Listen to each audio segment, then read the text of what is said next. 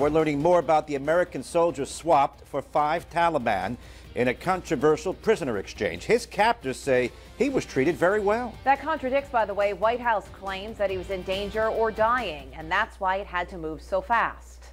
Fellow soldiers say Bowe Bergdahl was a deserter, an enemy sympathizer, and the president is taking heat. NBC 10's Susie Steimle caught up with Rhode Island Senators Jack Reed and Sheldon Whitehouse, who backed the president even as critics warn him not to try it again. As news surfaced about the release of the only American prisoner of war in Afghanistan, stories from his fellow soldiers spread, diminishing the glory of his return. Some of Sergeant Bowe Bergdahl's fellow soldiers called him a deserter, blaming him for the deaths of other American soldiers who went looking for him.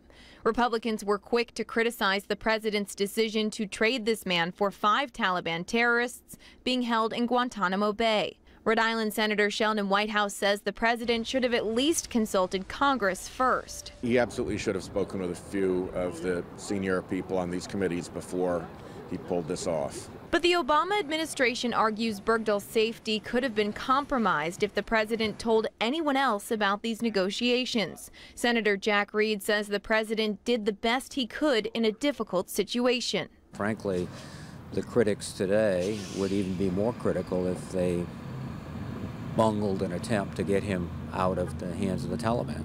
Whitehouse and Reed both agreed the decision was the right one and that we still have a lot of details to learn from Bergdahl about his 5 years in captivity. Things we've learned are conjecture or opinion, etc., and I think we have to wait until we get a factual review of the circumstances. And I think this is a lot of election politics, and it's kind of a shame.